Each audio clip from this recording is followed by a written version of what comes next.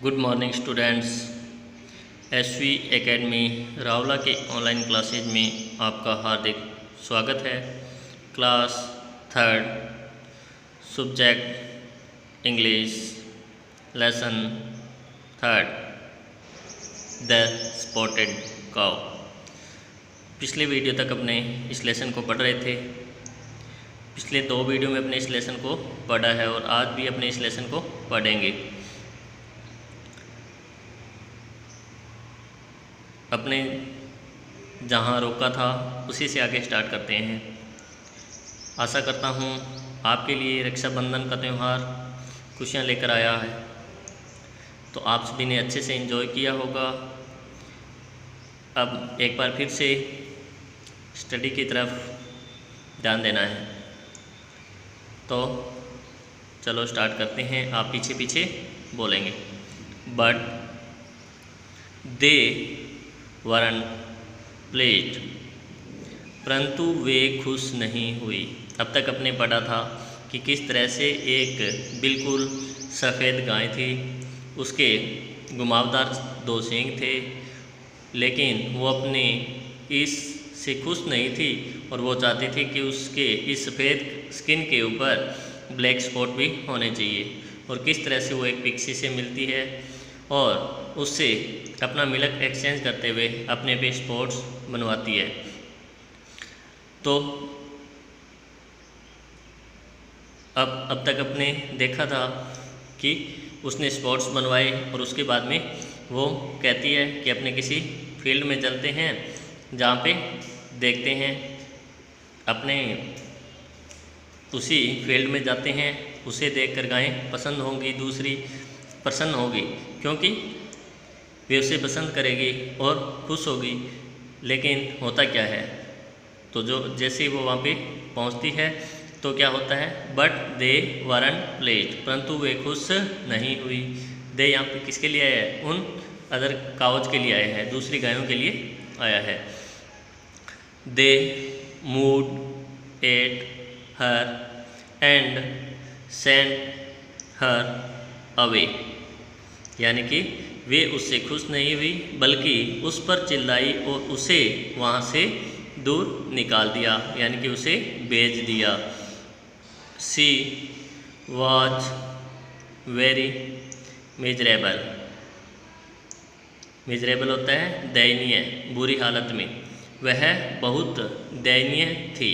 अब दयनीय कैसे थी, क्योंकि उसने सोचा था कि जैसे ही मैं स्पोर्ट्स बनवाऊंगी तो उसके बाद में वो मुझे पसंद करेगी, क्योंकि मैं उस खेत के अंदर, उस बाड़े के अंदर केवल मात्र एक गाय होंगी जिसके स्पोर्ट्स होंगे, पहले ऐसी कोई नहीं है। लेकिन उन्होंने उसे पसंद नहीं किया, पहचानने से इनकार कर दिया और जब उसे बाहर निकाल दिया वहाँ से तो वह काफ़ी दयनीय थी। I wish I hadn't got spots now, she thought to herself। उसके बाद में वो कहती है कि मैं चाहती हूँ कि अब मेरे स्पॉट्स, यानी कि ये दाग या धब्बे नहीं थे, होने चाहिए थे।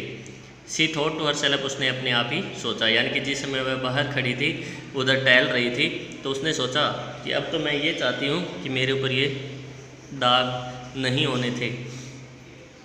इट वॉज ए मिस्टेक, और उसने कहा यह एक मेरी गलती थी, यानी कि वो कहती है मैंने गलती की है ये स्पॉट्स बनवा के। I will find the pixie and ask him to take them away. और उसके बाद में वो अपने आप से ही वादा करती है और कहती है कि मैं उस पिक्सी को ढूंढूंगी।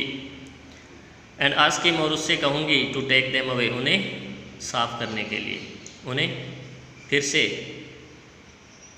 साफ़ कर देने के लिए। यानी कि वो कहती है मैं जाऊँगी, पिक्सी को ढूंढूंगी और उसे इन्हें साफ़ करने के लिए बोलूँगी। But the pixie was gone, परंतु पिक्सी है वो चला गया था। She couldn't see him anywhere, वह उसे कहीं भी ढूंढ नहीं सकी, यानी कि वह उसे कहीं भी नहीं पा सकी। Soon it began to rain, और शीघ्र ही क्या हुआ, वहाँ पे वर्षा होना शुरू हो गई, रेन स्टार्ट हो गई। The cow stood under a tree to shelter herself, but the rain was so heavy that she was soon wet from horn to tail। तो जैसे ही वर्षा शुरू होती है तो क्या होता है, गाय ने अपने आप को आश्रय देने के लिए एक पेड़ के नीचे खड़ी हुई, यानी कि गाय अपने आप को आश्रय प्रदान करने के लिए, अपने आप को शेल्टर मिस होती है, शरण, आश्रय स्थल, आसरा प्रदान करने के लिए एक पेड़ के नीचे खड़ी हुई। परंतु बरसात है वो बहुत अधिक भारी थी, हैवी रेन, यानी कि भारी वर्षा हो रही थी।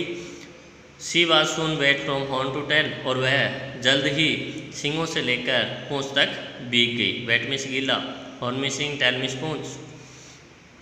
And all the black spots came out in the rain.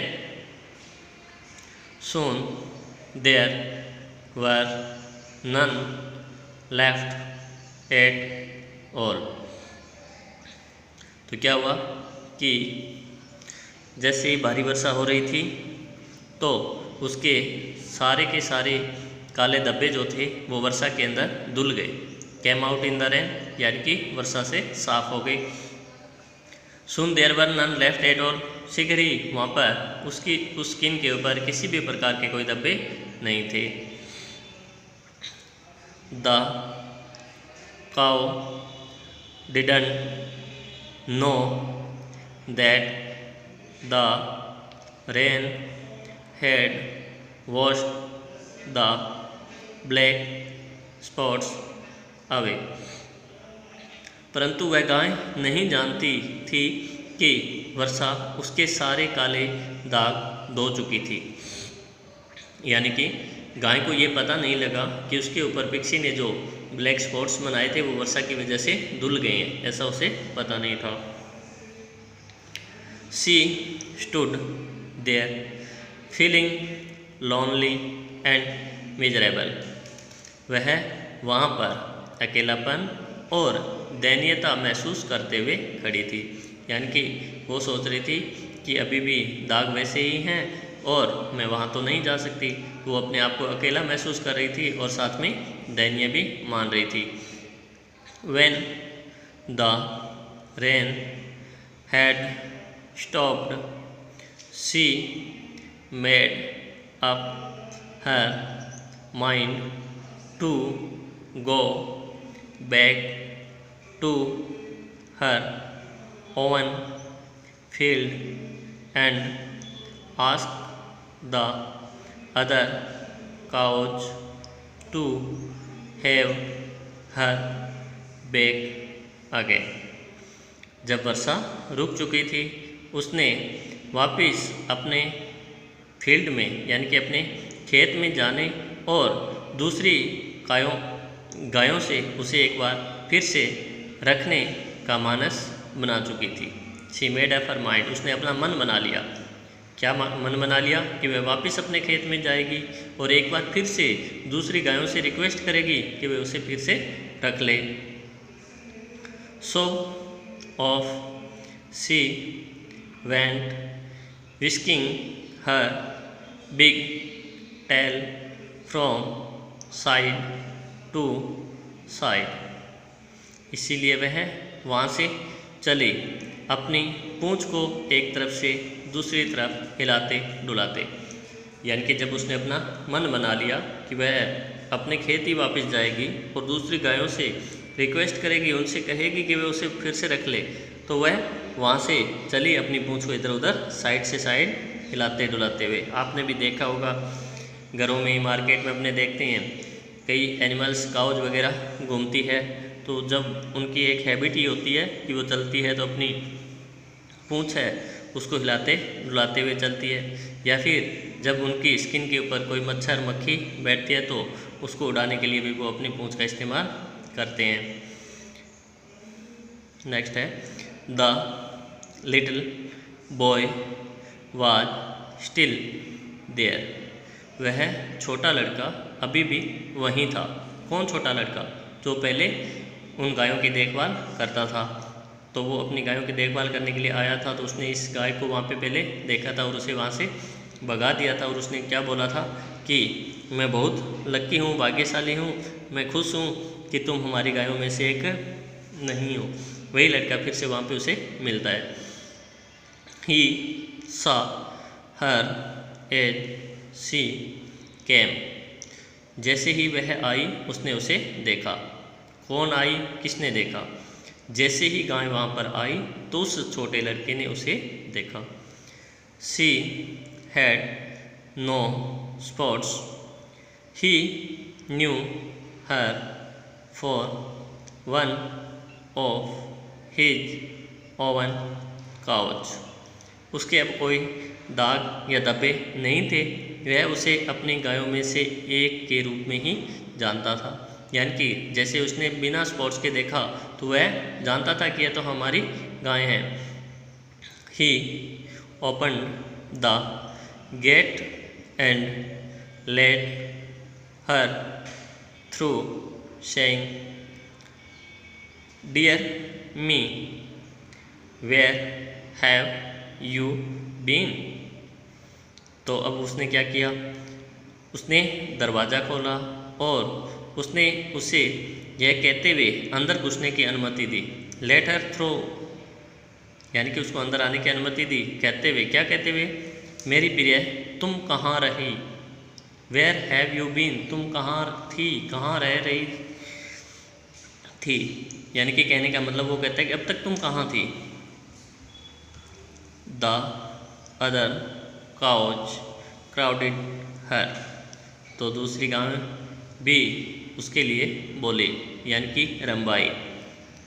जब एक जानवर अपने किसी दूसरे साथी जानवर से या तो बिछड़ता है या फिर से मिलता है, तो वो एक दूसरे के प्रति स्नेह प्रकट करने के लिए एक दूसरे की तरफ देखते हुए बोलते हैं। तो वैसा ही हुआ कि दूसरी गायें भी उसकी तरफ बोली। Now that she had no spots they knew her too. Now that she had no spots they knew her too, यानी कि दूसरी गायें उस पर क्यों बोली?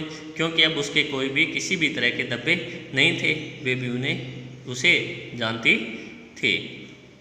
तो द स्पॉटेड काऊ के बारे में अपने एक लेसन पढ़ा कि एक वैन काऊ यानी कि एक घमंडी गाय जो कि अपनी सुंदरता बढ़ाने के लिए स्पॉट्स बनवाती है, उसके बाद में कौन सी परिस्थितियों का उसे सामना करना पड़ता है और आखिरकार किस तरह से वो विनम्र बनती है और उनके पास पहुंचती है तो उसे उसका क्या फल मिलता है।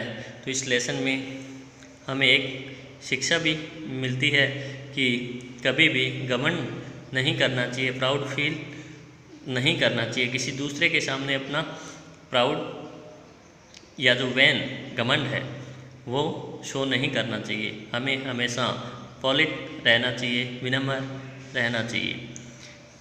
अगले वीडियो में अपने इसके hard word, fill in the blanks और क्वेश्चन आंसर करेंगे। तब तक आप इस लेसन को एक बार फिर से कंप्लीट पढ़िएगा। Thanks for watching.